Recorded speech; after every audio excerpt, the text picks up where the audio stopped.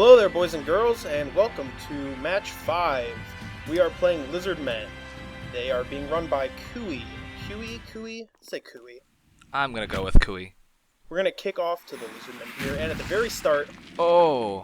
because I have the fame advantage, which is something that we haven't really talked about, that I want to sort of get into a little bit, maybe? Oh, that's a Saurus KO'd. We get a Saurus KO'd on turn 1. So, the thing is that because our team took such a huge dip in team value, we lost the werewolf, obviously, Rip. and we have a couple players sitting out, so we're down a white and a flesh golem, which I'd really like in this matchup, which obviously we'll get to why I would want that, but we're playing against a team that has no skills, so we're essentially like we're essentially like a journeyman type team. Bonehead. Oh, there's Bonehead triggering. This is not starting well for Cuwi so far. Yeah. She's not having a great time. Bonehead is the nega trait for the Cruxigore, which is the big Lizardmen unit. Basically, anytime they want to do something, they have to roll a dice, and if they get a 1, they just don't do anything. Their tackle zones get removed, and they just stand there all stupid like. Not great. But anyway, the point I was making is that we have, more importantly, we have a lot of skills, and the Lizardmen have none. But more importantly, we have a lot of wins, and with wins come a mechanic in the game that's called fan factor. And you sort of get like these little stars. You get essentially fan factor points for winning games or tying games. And at the start of the match, there's a fame roll, and again, this is all mechanic stuff. You probably don't care. But because we had a lot of wins under our belt, we were essentially the fan favorites, and the fans like us so much that we get a +2 for a lot of rolls, especially kickoff type rolls. And in that case, because we had the +2 fame, we were not the ones who got hit by the rock, and the Saurus were. Hooray! So that's my spiel on that. 7 deadly sins. Tell me about skinks, and tell me about Sauruses, and tell me about the Cruxigore, who are colloquially known as the Lizardmen. Okay, so the Lizardmen are very lizardy. They have scales. They're also a very, they're an interesting team. They're a team of extremes. On the one hand, you have skinks, who are very, very, very good at being obnoxious little mobile bastards. Skinks are strength 2, so you have a whole bunch of strength 2 players with dodge and stunty. You might remember stunty from the game we played against the goblins.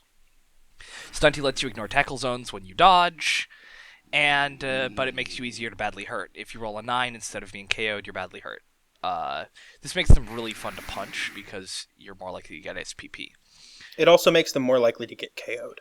And here you'll see one of the effects from the Cruxigore being boneheaded is that he loses his tackle zone, so I can just walk my zombie right away. Yeah. And I believe that was the loner zombie, the sort of journeyman, because I only have this is the first time that's happened. Because I only have 10 players, the game, because you have to have 11 going to a match, the game essentially just gives you a sort of like journeyman player.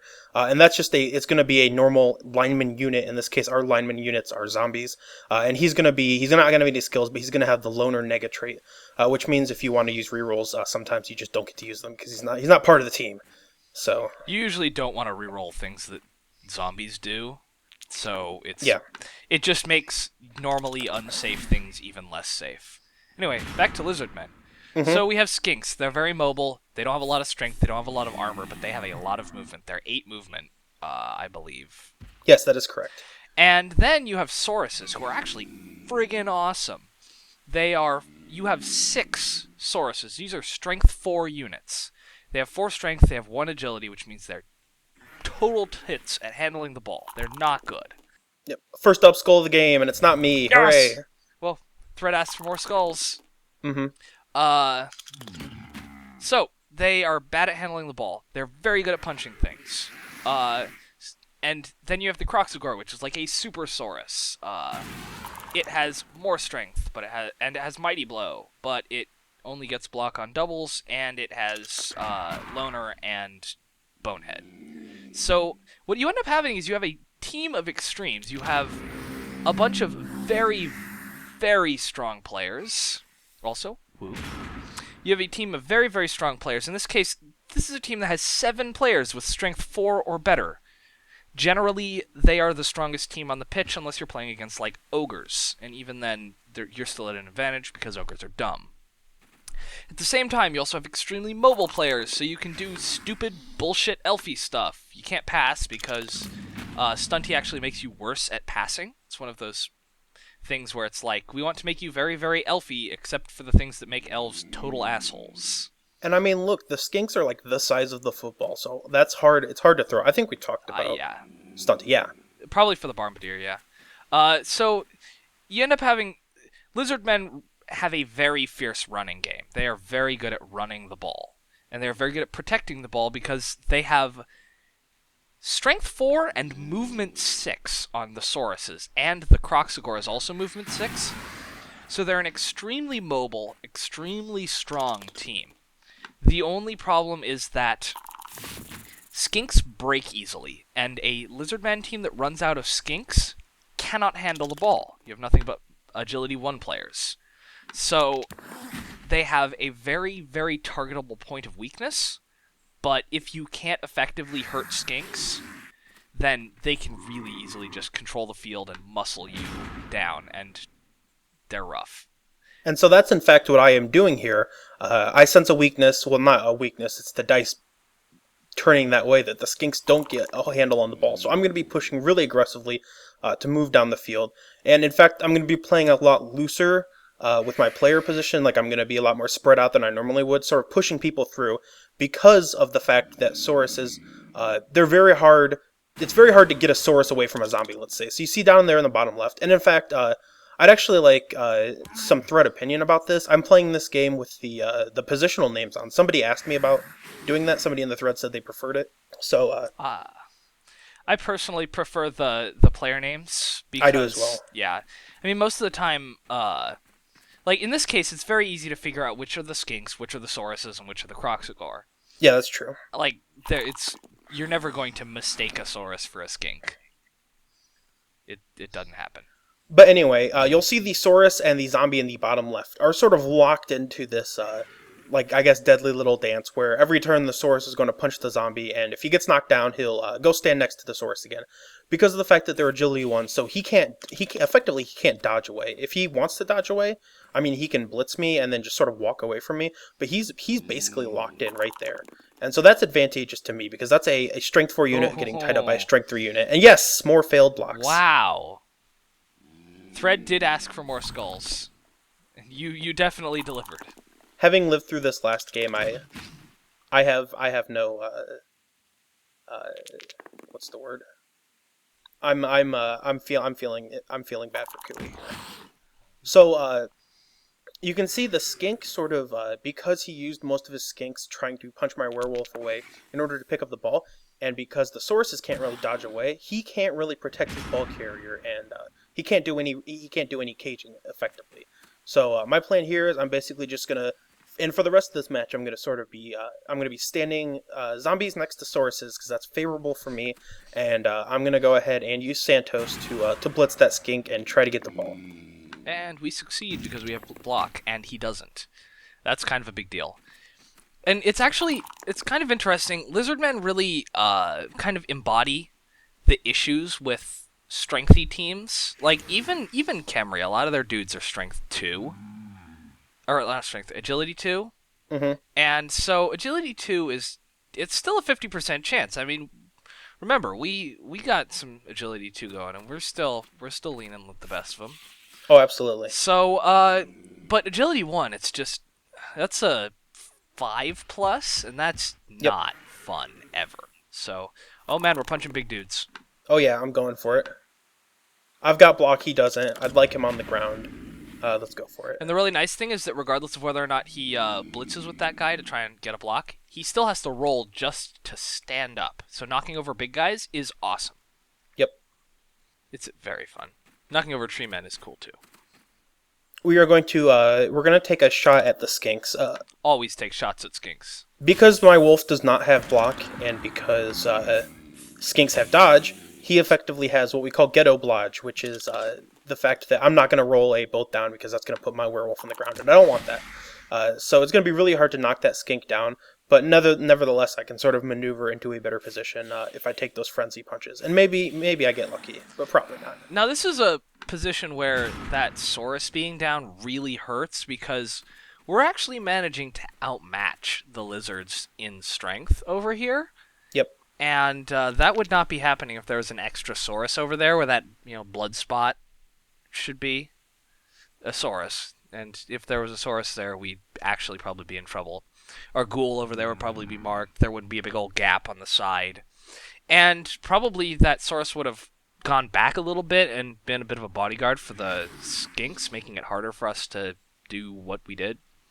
But this is pretty indicative of one of the issues with Lizardmen, is that 3 agility on skinks means they don't have that like really ironclad ball pickup that elves do, because you never roll ones when you're picking up the ball. It never happens. And they are immobile as hell. They have, remember how I stressed the 6 movement on Sauruses? Until you get break tackle on your Sauruses, you can pin them down with anything. So one of the things is that Lizardmen really, really excel against teams where mobility isn't, like, important. Like, I'd say that Lizardmen are probably the best matchup against a team like Orcs, because Orcs rely a lot on their strength and less on their mobility. So being able to just match them man for man is really good, to be able to match their strong players man for man. Or a team like Chaos, for example. Or a team like Chaos, yeah. Yeah, Chaos, though. Horns on all the Beastmen does kind of pose a problem, but it's not terrible. Absolutely. But here, it's just, like, against a team like Necromantic, where you have so many chaff players that, like, a zombie, oh my god! Wow! Yes! This is bullshit. Holy Christ, she is not having a good game, is she? No, but I'm having a great game. You deserve this great game. That last game was bullshit. I mean, I'm trying not to be a huge asshole in the chat, because I'll totally be an asshole if I'm getting my ass handed to me with dice or by a better player. But I don't like to be an asshole, because I believe Cuwi is not an experienced player, and so and also not terrible. Right.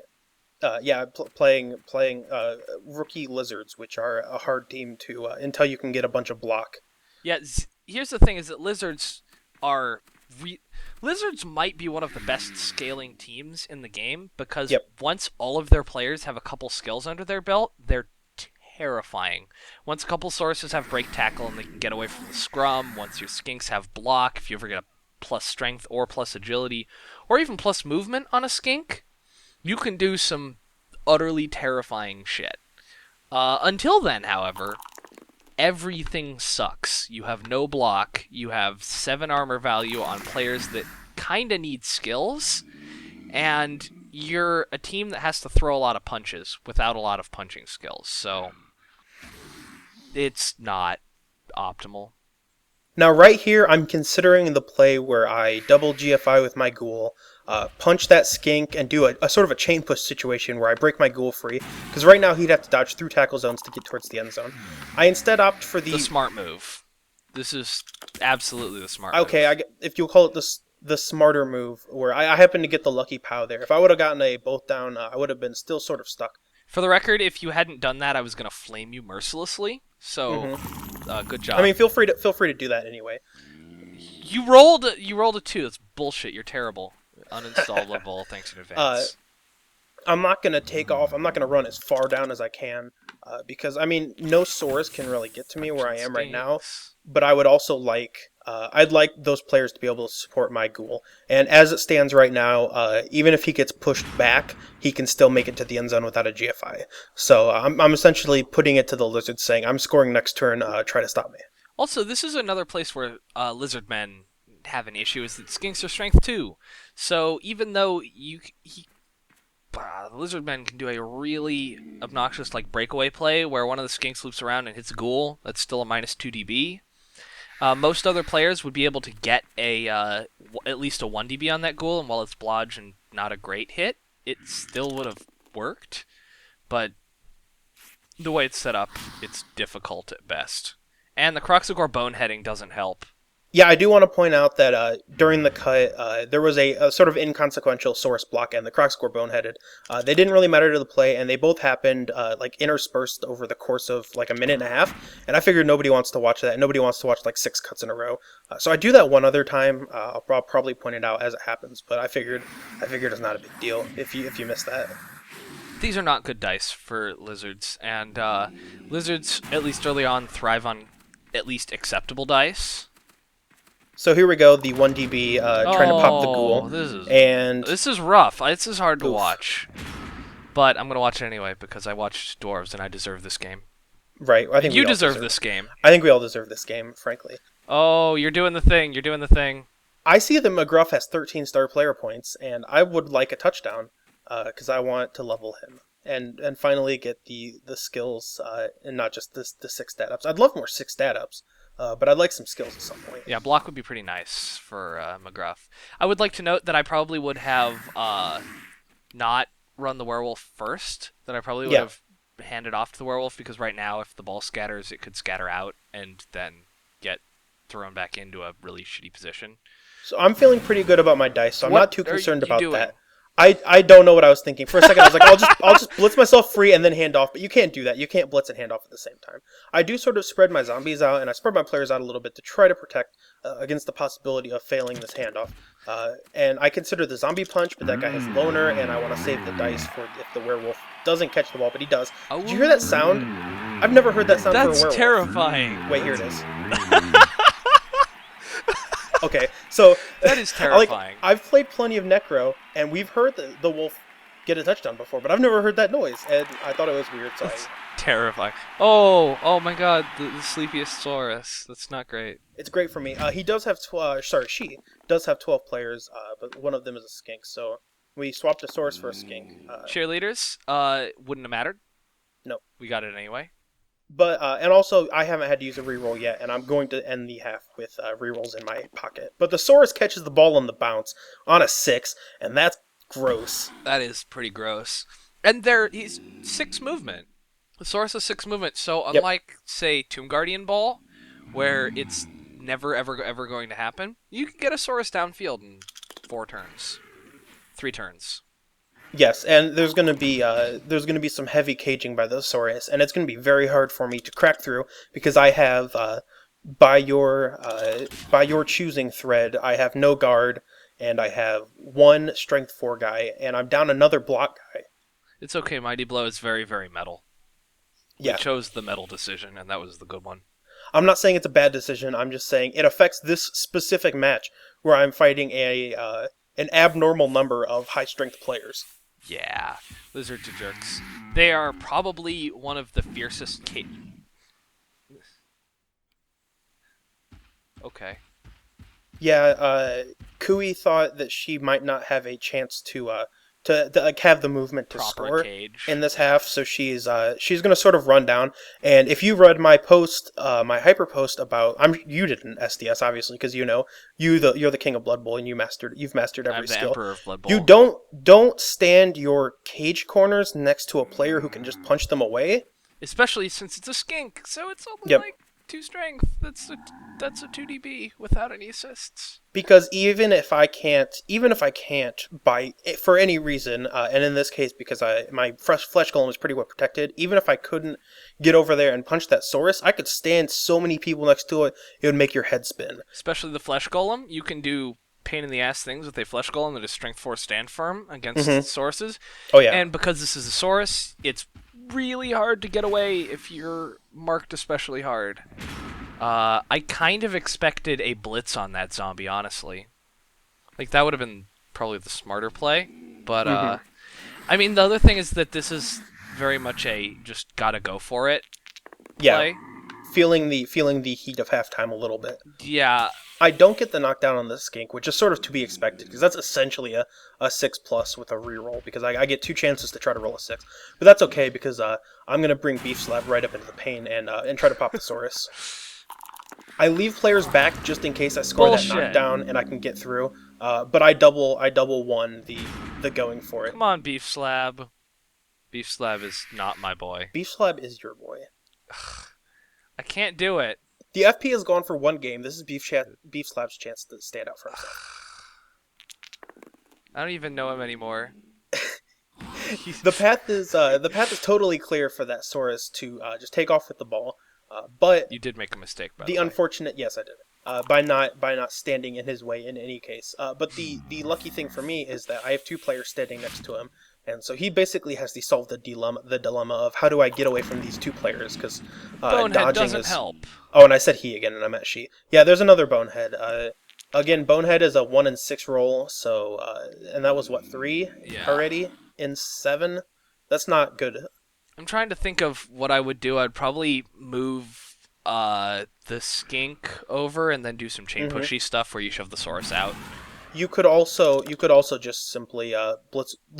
What she's going to do, she did it in the wrong order. If you would have punched this with the skink first to move that zombie away, Yes. but now in this case, you're trying to run away 5+ dodge time. with the blitz, but you also have to make that dodge. 5+ dodge with no rerolls is a painful moment.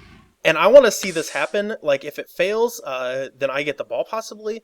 But if it doesn't fail, then it's pretty cool. So I'm going to sort of maybe goad her on a little bit and say, hey, just go for it.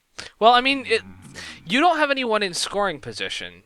So I could get somebody in scoring. No, you couldn't actually. Yeah, I could. It would take it'll be my turn 7 next. And so there we go. You're still way too far away, I think. I don't know about that one. Unless you're going to score and then prove me wrong. I don't know. So now we just have to clear one Saurus out of the way, and then pick up the ball, and we could probably take off. Well, that seems pretty easy. That means it's never ever going to happen. Yeah. Oh no, it'll be fine. That Croxagore is really stupid. I'm gonna pop a skink and then start standing next to Sauruses, as is the plan. Oh yeah, mighty blow. I myself might get popped. Yes. In that case, Mighty Blow actually doesn't do a thing, because Stunty meant that he would have gone down to the KO anyway. But it's still nice to see Mighty Blow show up over his head to let you know that you really popped that guy. I do, however, sort of do something that if I went back and played this game, I wish I wouldn't have. I used the werewolf to make the assist because I was thinking much more conservatively of I'm gonna run my ghoul down, and I don't want any of these lizards to be able to free themselves up through some series of like pushing this guy out of the way to get this guy free to blitz my guy. I don't think you have the movement to do the whole thing in 2 turns if you do it this way. I will get the ball with the ghoul, and I will start to run up the sidelines, and then I will say, wait a minute, that's not good. No. And I'll actually count squares. I get the 7 movement plus the 2 for the GFI. You have to run the ghoul up and then pass to it. Yes, and in fact, I'm going to quickly realize that is the plan. So that's 10 squares from that point, and I only get 9. So I can't do it. So I think it's time to engage shenanigans. You run the ghoul into scoring position first. I swear to God. No, yeah, that's what we're doing. No, let's 1DB with the loner first. It's fine. I hate you so much. Well, I don't need the reroll for anything else. AG3 no. passing game. God damn it! Whatever. All right, so here we go. You're terrible at Blood Bowl, and I hate you. Yeah, I was just thinking about how cool it's going to be when I pull this off and score. Yeah. I wasn't really thinking per se. But here we go. Some stupid pass games. It's fine though. He catches it. See, this is where having like a billion rerolls is cool because you can afford to do dumb shit like this. Yep. Oh, absolutely. Man, can you imagine how awesome like stupid passing would be if you could spend more than 1 reroll per turn?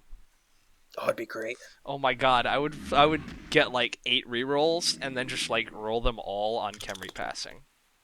Right. Chem repassing game now reliable. It's not actually true. And so it's going to be pretty hard. It's still possible to block Ras Al Ghul, and it's possible to punch Ras Al Ghul. But whether or not you want to do that with the skink is up to you. And in fact, the way I position myself, because I didn't choose the GFI this turn, if Ras Al Ghul gets punched away 1, which actually he chooses to, or sorry, I keep saying she chooses to go after Santos Van Hammerstein for some reason. But if Ras Al Ghul would have gotten punched down a square, he wouldn't have been able to make it even with the GFIs. But Cuwi instead chooses to go for Santos Van Hammerstein. It's probably the better play. Knocking down the ghoul is pretty low percentage.